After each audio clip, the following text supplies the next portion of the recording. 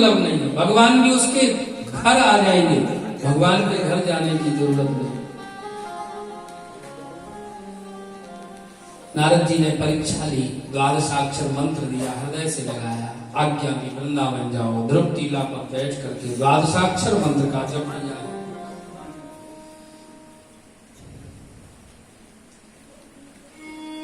एक महीने तक आहार की बड़ी विलक्षणता रही।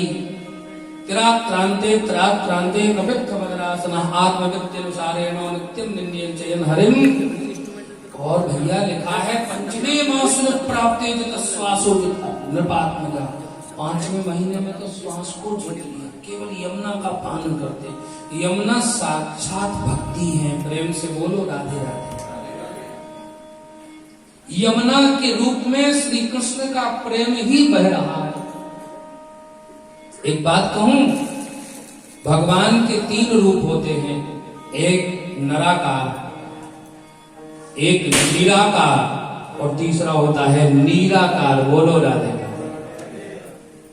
निराकार रूप भगवान का, जिनके हाथ न पैर न महाराज मुख, और वही भगवान अपने भक्ति की भावना के लिए तदाकार हो जाते हैं। न वह निर्गुण है न निराकार है, भक्ति की भावना में तदाकार हो जाते हैं। रामकृष्ण के रूप में अवतार लेते वो निराकार, और तीसरा रूप भगवान का निराकार है। ये जो जल बरस रहा है ना, ये भगवान ही बरस रहे हैं। निराकार गंगा यमुना गोदावरी के रूप में परमात्मा का प्रेम स्वयं प्रवाहित कर रहे हैं। ब्रह्म हृदय भगवान का प्रेम ही बह रहा है। यमुना भक्ति है। बिना यमुना में स्नान किए श्री कृष्ण की भक्ति नहीं मिलती। यमुना पान किए बिना गोविंद के चरणों की प्राप्ति नहीं होती। ध्रुव जी ने केवल जल पी करके भजन किया। देवता भयभीत हो गए, भगवान के पास गए, प्रभु कृपा करो, ऐसे भक्त को दर्शन दो। भगवान बोले दर्शन देने नहीं, ऐसे भक्त के तो मैं दर्शन करने जाऊंगा। साक्षात श्री हरि प्रकट हो गए और ध्रुव जी के सामने आंख नहीं खोल रहे हैं, क्योंकि झांकी को अंतर्हित में समाहित कर रखा था। भगवान ने वह झांकी खींची, ध्रुव जी ने आंखें खोली, वही झांकी बाहर है। हृदय से लगाया भगवान ने, भक्त और भगवान का मिलन हुआ है। बहुत देर तक तो रोते रहे, अब बोले क्या, स्तुति क्या करें, पढ़े लिखे तो है नहीं। भैया ये योग्यता, ये विद्वता, ये सब भगवत कृपा से आती है। पोथी पर जग मुआ पंडित भया न कोय, 2.5 अक्षर प्रेम के पढ़े से पंडित होए।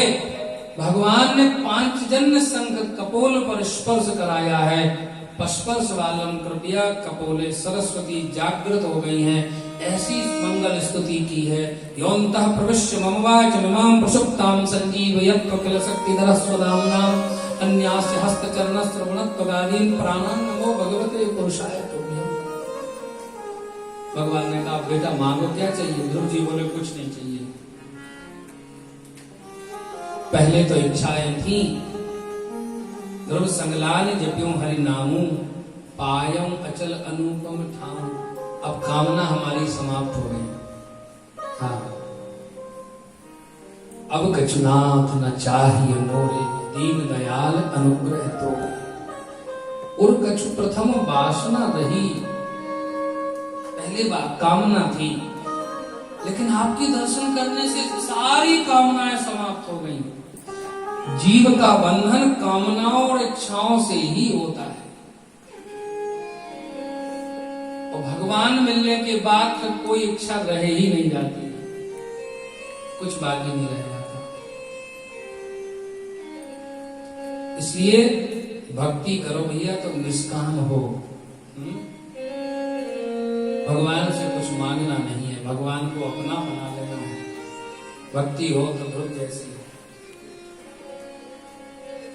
कलयुग में भक्त बिना कुछ फायदे के काम तो करते नहीं। कुछ मिलेगा तो कथा सुनेंगे, कुछ फायदा होगा तो मंदिर जाएंगे।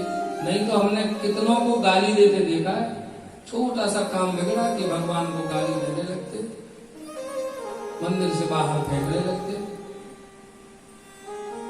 एक कलयुगी भगत तो नारद जी मिल गए। नारद जी से बोला बाबा ये बताओ जल्दी कौन सा देवता प्रसन्न होता? बोले ब्रह्मा जी का भजन करो, ब्रह्मा जी खुश हो जाते। पुष्कर में ही केवल मंदिर है।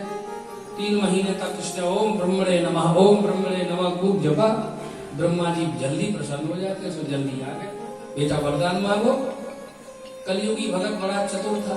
बोला ब्रह्मा जी पहला वरदान ये दे दो कि बढ़िया सुंदर मकान बन जाए। बोले तथास्तु। दूसरा वरदान ये दे दो कि विवाह हो जाए। ब्रह्मा जी बोले तथास्तु। अब और क्या चाहिए? तीसरा और जल्दी मांग लियो फिर मैं जाऊं। ये बोला ऐसे कैसे जाओगे? तीसरा वरदान ये दे दो कि जब चाहूं जब 3 वरदान और मांग लूं। ब्रह्मा जी बोले बड़ा विचित्र भगत है भैया, इसने 3 महीने भजन क्या किया, इसने तो तीसरे वरदान में एक्स्ट्रा मांग लिए। विवाह भी हो गया, मकान भी बन गया, सब बढ़िया से चल रहा था। खूब बारिश हुई तो उसके मकान पर इतनी बारिश के भीतर तक पानी, जैसे इतनी बारिश हो तो भरने लगता है ना। अब चिल्लाया ब्रह्मा जी। ब्रह्मा जी बोले हाँ भैया बोल। अब वरदान थोड़ी, अब तो आज्ञा दे। नहीं नहीं ब्रह्मा जी वरदान दो। क्या? बोले पहला वरदान दो आज के बाद मेरे मकान पे पानी ना बरसे। ब्रह्मा जी बोले तथास्तु। दूसरा वरदान दे दो कि थोड़ा स्वास्थ्य गड़बड़ हो रहा है, मुझे छींक ना आए कभी। ब्रह्मा जी बोले तथास्तु। तीसरा वरदान मांगे। बोले जब चाहूं जब 3 वरदान और मांग लूंगा, अभी जाओ। ब्रह्मा जी बोले हम जा करके करेंगे ही क्या, तेरे घर में बैठ जाते। इसकी नाक पर मक्खी भी बैठे तो हाथ नहीं हिलाता, ब्रह्मा जी को बुलाता है।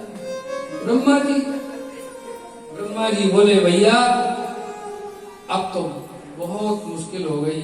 सीधे रोते रोते नारायण के पास गए, हे प्रभु रक्षा करो। भगवान ने कहा क्या हुआ? इन कलयुगी भगतों से भी आप परिचित नहीं हो ठीक से, ये मुफ्त में कोई काम नहीं करते। 3 महीने भजन किया तो सब कसर निकाल देंगे, 1-1 घंटे का हिसाब किताब लगाते हैं। कुछ भी हो प्रभु बचा लो। भगवान ने ब्रह्मा से कहा बैठो, और सरस्वती को आज्ञा दी जेवा पर बैठ गई। सोई चिल्लाता तो रहता ही था ब्रह्मा जी। इसको तो आदत ही पड़ गई थी। छोटा मोटा कोई भजन क्या कर लेते हम लोग, भगवान को अपना नौकरी तो बना लेते। हे भगवान ऐसा कर दो, हे भगवान ऐसा कर दो, हे भगवान अब ये कर दो, हे भगवान अब ये कर दो। भैया भगवान प्रेम करने के लिए है, भगवान परेशान करने के लिए थोड़ी। सरस्वती जी पर बैठ गई, चिल्लाता रहता था ब्रह्मा जी। भगवान ने कहा मांगो। बोले पहला वरदान ये दे दो कि मेरा कल्याण हो जाए। बोले तथास्तु। दूसरा दे दो कि ब्रह्मा जी से कि मुझे भजन में मन लग जाए। बोले ये भी दिया। तीसरा? बोले तीसरा ये दे दो जब अब कोई इच्छा ही ना हो मन में। ब्रह्मा जी बोले भैया तेरा कल्याण हो ना हो मेरा हो जाए बस। आज बोले तो ऐसी भक्ति वह भक्ति समादरणीय नहीं है। भक्ति कैसी हो?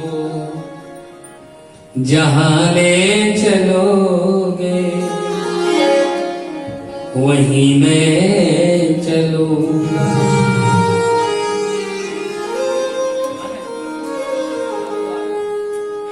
जहां नाथ रख दोगे,